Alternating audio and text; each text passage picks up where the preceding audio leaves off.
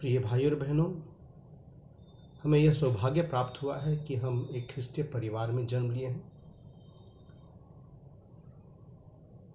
हम ईश्वर के प्रति धन्यवादी हैं कि हमें यह मौका मिला, यह अवसर मिला कि हम यीशु ख्रीस्त को एक मुक्तिदाता के रूप में जानें, उन्हें प्रेम करें, उनके साथ एक रिश्ता कायम करें, विश्वास में आगे बढ़ें और मुक्ति प्राप्त करें। मुझे अक्सर ऐसा लगता है कि हम ख्रिस्तीय, विशेषकर जो एक ख्रिस्तीय परिवार में जन्म लिए हैं, हम अपने ख्रिस्तीय विश्वास में परिपक्व नहीं बन पाते हैं। हमें ख्रिस्तीय जीवन एक तरह से बोझिल लगने लगता है। हम ईश्वर के प्रति कर्तव्य पूरा करते हैं, ड्यूटी निभाते हैं, प्रभु के 10 नियम को पालन करने का प्रयास करते हैं, कलीसिया के 6 नियम को पूरा करने का प्रयास करते हैं। एक तरह से ख्रिस्तीय जीवन हमारे लिए नियमों का पालन मात्र तक सीमित रह जाता है, और जिसके कारण हम ख्रिस्तीय जीवन को एंजॉय नहीं कर पाते, ख्रिस्तीय जीवन का मजा नहीं ले पाते हैं।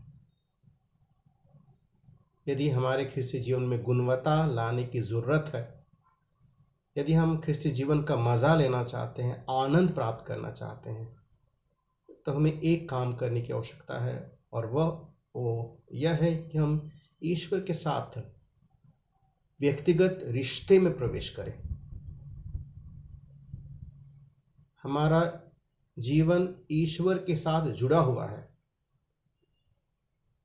और यदि हम अपने जीवन में ईश्वर को अनुभव करना चाहते हैं, उनकी आशीषों को और बहुतायत में प्राप्त करना चाहते हैं, दुख तकलीफ़ों को सही तरीके से ढोकर जीवन में आगे बढ़ना चाहते हैं, तो ईश्वर के साथ रिश्ता बहुत महत्वपूर्ण है। पुराने व्यवस्थान में विशेषकर नबी यिर्मयाह, नबी ईसायास और नबी एजेकियल के ग्रंथ में बारंबार ईश्वर यह कहता है कि मैं उनका ईश्वर होऊंगा और वे मेरी प्रजा होंगे। मैं उनका ईश्वर होऊंगा और वे मेरी प्रजा होंगे। I will be their God and they will be my people. यानी ईश्वर एक रिश्ते की बात कर रहे हैं। हमारी शुरुआत एक रिश्ते से होती है। माता पिता के प्रेम के रिश्ते के कारण हम इस दुनिया में आते हैं, और ईश्वर हमारे लिए एक योजना तैयार करता है, और वो तैयार किया है, और वो योजना रिश्ते पर आधारित है। हम यिर्मयाह नबी के ग्रंथ में पढ़ते हैं, ईश्वर कहता है कि मैं तुमको अनंत काल से जानता हूं, मैंने तुम्हें अनंत प्रेम से प्रेम किया है, तुम मेरे हो। इसका अर्थ यह है कि ईश्वर और मेरे बीच में एक संबंध है, और मेरी सृष्टि एक संबंध के कारण हुआ है। और इसलिए यदि हम ख्रिस्तीय जीवन को, ईश्वरीय जीवन को गहराई से जीना चाहते हैं, उन्हें परिपक्व होना चाहते हैं, तो ईश्वर के साथ व्यक्तिगत रिश्ता कायम करना अति आवश्यक है। उत्पत्ति ग्रंथ में ईश्वर यह दिखलाता है कि वह हमें अपने अनुरूप में बनाया है। ईश्वर ने हमें अपनी छायाकृति में बनाया है, और इसलिए ईश्वर हमारे साथ एक रिश्ता में प्रवेश करना चाहता है। सारी सृष्टि में मनुष्य मात्र एक ऐसा प्राणी है जो ईश्वर को सर्वोत्तम तरीके से प्रतिनिधि करता है। एक मनुष्य ईश्वर का प्रतिनिधि है, वह ईश्वर की छवि है, यानी ईश्वर हमें अपने आप को देखता है, और इसलिए हमें प्यार करता है। हर एक मनुष्य में ईश्वर अपने आप को देखता है, और इसलिए चाहता है कि हम उनके साथ, ईश्वर के साथ रिश्ता कायम करें। उत्पत्ति ग्रंथ में यह भी लिखा हुआ है कि ईश्वर आदम और हेवा के साथ हर शाम टहलने निकलता था। मूसा और यहोवा ईश्वर मित्र के रूप में मिलते थे, बातचीत करते थे।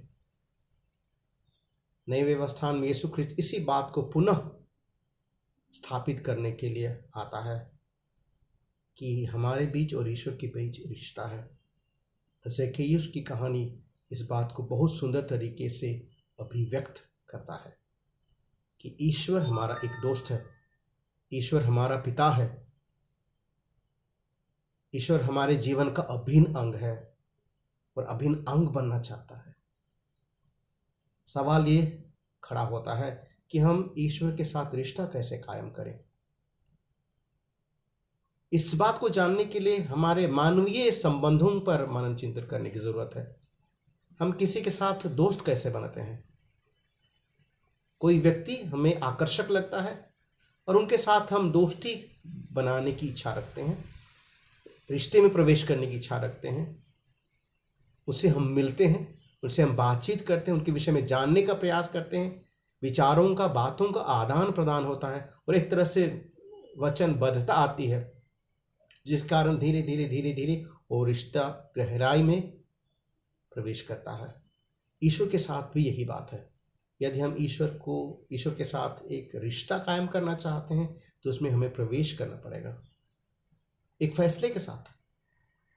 और ये फैसला है कि हम ईश्वर के लिए समय देंगे, ईश्वर के साथ समय बिताएंगे, उन्हें जानने का प्रयास करेंगे। पति पत्नी एक दूसरे के साथ बातचीत करते हैं, अजीज दोस्त एक दूसरे से बातचीत करते हैं, रोज दिन फोन में बातें होती हैं और तभी रिश्ता मजबूत बनता जाता है। और जहां पर संवाद कम हो जाता है, समाप्त हो जाता है, वहां पर रिश्ता भी समाप्त हो जाता है। तो इस पहला काम करने की जरूरत है। पहली बात जिसे हमें करने की आवश्यकता है कि ईश्वर के साथ एक रिश्ता बनाने का पहल हमें करने की आवश्यकता है। उसके लिए प्रभु के लिए समय देने की जरूरत है, यानी व्यक्तिगत प्रार्थना आवश्यक है। व्यक्तिगत प्रार्थना के द्वारा हम ईश्वर के साथ संबंध कायम करने का पहल करते हैं और धीरे धीरे आप ईश्वर को जानेंगे और ईश्वर अपने आप को प्रकट करेगा।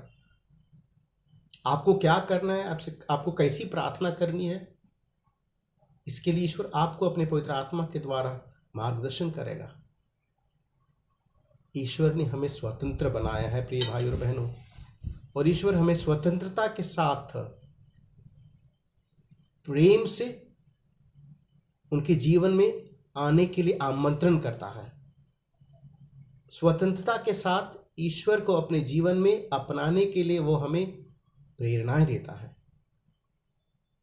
जहां स्वतंत्रता है वहां प्रेम है, और इसीलिए स्वतंत्रता को न्यौछावर करते हुए ईश्वर के जीवन में, ईश्वरीय जीवन में प्रवेश करने की आवश्यकता है। हर एक दिन 10 से 15 मिनट आप प्रभु के लिए समय दीजिए और धीरे धीरे आपका रिश्ता ईश्वर के साथ मजबूत बनता चला जाएगा और आप ईश्वर के लिए अधिक समय देने लगेंगे, ईश्वर के साथ समय बिताने लगेंगे। प्रभु आपसे बातें करेगा, आप उनकी सुनेंगे, वो आपकी सुनेगा। इस तरह से आपका ख्रिस्तीय जीवन परिपक्व होता जाएगा। आप ख्रिस्तीय जीवन का मजा ले पाएंगे। आपके लिए प्रार्थनाएं अच्छी लगने लगेंगी, आपके लिए मिस्सा बलिदान, धार्मिक कार्यक्रम उत्साहवर्धक बनने लगेंगे। प्रभु आपको अपनी कृपा दे, आपको अपने प्रेम में बरकरार रखे, प्रेम में बढ़ने की कृपा दे। जय यीशु।